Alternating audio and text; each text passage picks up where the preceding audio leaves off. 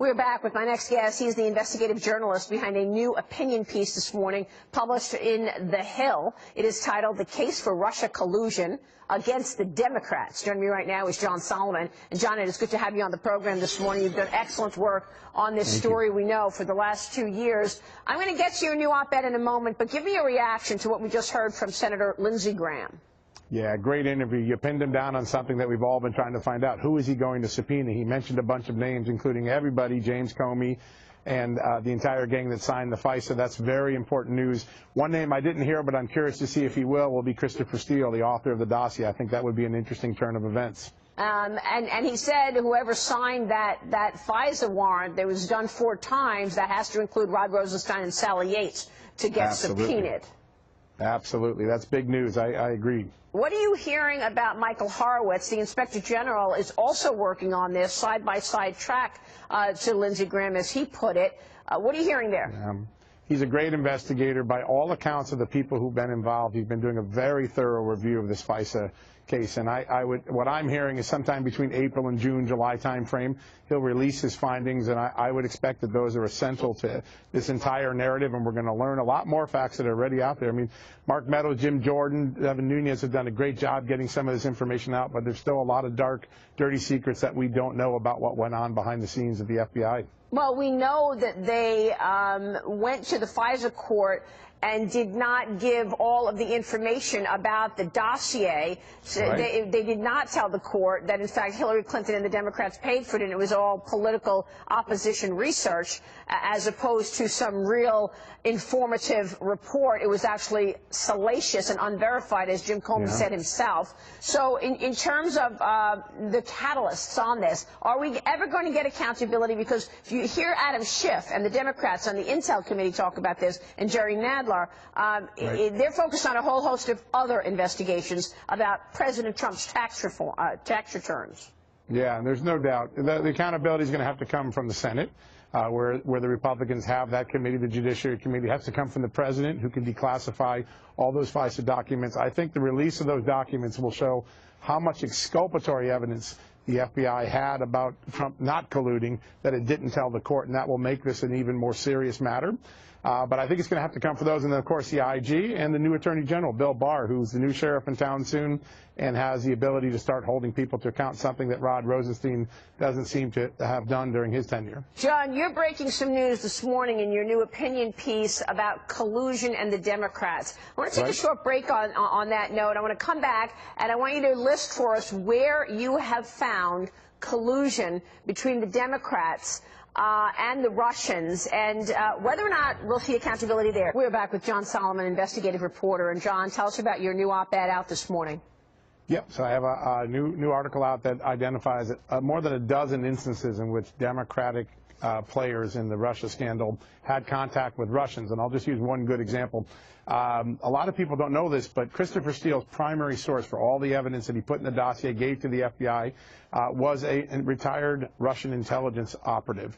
Very important for people to know. He took information from Russia as a foreign agent himself, a Brit, gave it to the FBI. The FBI gave it to the court, even though it was unverified, and that's how we launched this investigation. So the article goes through a dozen of those sort of contacts, and what you're seeing as the evidence of Russia collusion by Donald Trump wanes and dissolves into what it was, a political dirty trick. The evidence of the Democrats working the Russians to influence the election is starting to grow. I understand that. Then why is it that the Democrats have been so successful in this narrative of Donald Trump has dealt with the Russians? Yeah.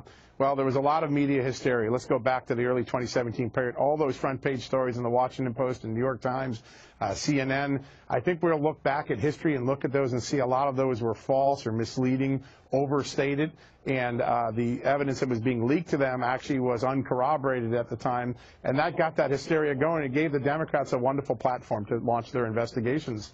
But now we have the benefit of time, and as we learn more and more information, we see it for what it was. It was a political dirty trick designed to harm the election and to delegitimize President Trump after the election. Your piece also goes back to talk about the Skolkovo project. I remember this project because I was covering it as well back in the day, in the early 2000s, when Russia wanted to become the new Silicon Valley. And they were encouraging American companies to go and share information there. That's right. And you say that Hillary Clinton was involved. She was. In fact, she was the driving force in the United States. She invited Medvedev to come to the United States and visit Silicon Valley. She arranged for several executives to go over and start sharing information with the Russians. What information were they great. sharing? You're saying this was a national security issue. It was, absolutely. And I think what ends up happening is a few years later, both the United States military and the FBI counterintelligence division raised warnings that this Skokova was actually used by the Russians to bleed information of our best technology, our best military technology. So something that sounded good got Clinton Foundation donors involved. At the end of the day, it became a threat to national security, something very similar to what we heard in Uranium One. And so these are areas that the Republicans haven't fully investigated, but perhaps in 2019 they'll come to light. All right, we will leave it there. John Solomon, it's good to see you this morning, sir. Thanks so much. Liz Warren's past coming back to bite her. The Washington Post unearthing the Massachusetts senator's registration card for the Texas bar. In '86, she signed it herself, listing her race as American Indian. The 2020 hopeful issuing yet another apology for her ancestral claims. I am sorry that I extended confusion about tribal citizenship and tribal sovereignty and for harm caused. I am also sorry for not being more mindful of this decades ago. I am not a member of the tribe. Have you considered dropping out of the race? Bye, Warren. See you later. Jaimin and Silk, join me now. Ladies, this is bad. This is really bad. Yeah. It is bad, Jesse. You know, I do think that she should drop out. Yeah. She's not going to win no way. No. But here's the deal. A little lie turns into a big lie, and then a big lie turns into a well-dressed lie. This reminds me of Rachel Dolezal. Remember that? Yeah. When she walked around as if she was African-American and come to find out she was white. That's right. So I don't know why Elizabeth Warren keep running away from her race. Maybe she should embrace it. She should take this time to step down and embrace really who she is so that she can stop lying to the public. That's right. Yeah, she's white. Look in the mirror. She's pale. Right. She's white. Her name is Elizabeth Fleming Warren. I mean, I had my DNA tested. I'm 0.1% black. She's 0.09% American Indian. I'm more black than she's Indian. Just like Silk is more Indian than she is. You are, Silk. Look at her cheekbones. And that's what got Liz Warren in trouble with the cheekbones. Oh, boy. All right, let's go on to O.J. Simpson. You know, he was talking about Roger Stone, who complained about the FBI using some brutal tactics in the raid at his house earlier in the morning. Here's the juice on Roger Stone. I got raided by the FBI in Miami. 37 FBI agents, 5 o'clock in the morning. I had more than dogs. I had kids there.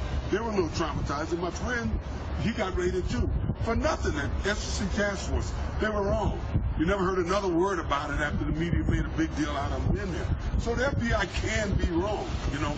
But to try to compare it to El Chapo and Bin Laden, hey man, Bin Laden was carried out in a bag, not walked out in handcuffs. So, you know, man up. Stop crying.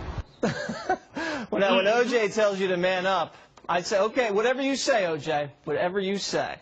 Yeah, maybe O.J. should go and squeeze himself. You know, telling him to man up, maybe O.J. should have manned up and continue to do the rest of his years in prison instead of out walking around. The deal is Roger Stone, I thought it was excessive as to what happened to him. That's right. Agents raiding his house, just walking up in his house, bum rushing his house to arrest him, and then he goes sign himself out. It was ridiculous, a waste of taxpayers' money. Yes. Listen, he's already pleaded not guilty. So let this here go to a trial and be judged by the jury of his peers.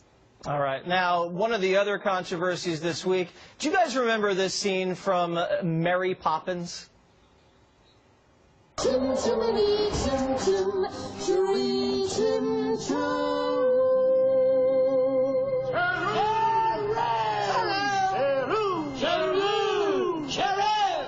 Okay, so the New York Times now claiming Mary Poppins is racist because they had some soot on their faces during the chimney sweep. Okay, so why do we allow these people to manipulate our language and say it's racist, or what we say is racist? Our TV shows are racist. Now Disney movies is racist. This is crazy. Yeah. But I didn't see them mention anything about Jimmy Kimmel dressing up in blackface. I didn't see them mention anything about Joy Behar dressing as a beautiful African American woman. I just wish that the left would stop attacking everything and making everything racist. Because it's getting out of control. That's right. That Mary Poppins movie was not racist. So stop it, New York Times. Stop it. And understand what racist is. It's whenever a person thinks they're more superior than another group of people. That's what it is. So stop calling everybody racist, because the definition of racist is just going away. You're not understanding what the definition is. And you remember what the New York Times called blackface when the Democrat had it on. They called it dark makeup. So they're always trying to shade something one way. What was Elizabeth Warren's middle name? Herring. I said it was Fleming. I do not want to misidentify Elizabeth Warren. All right, ladies. Catch them on the Chit Chat Tour. ChitChatTour.com. There it is.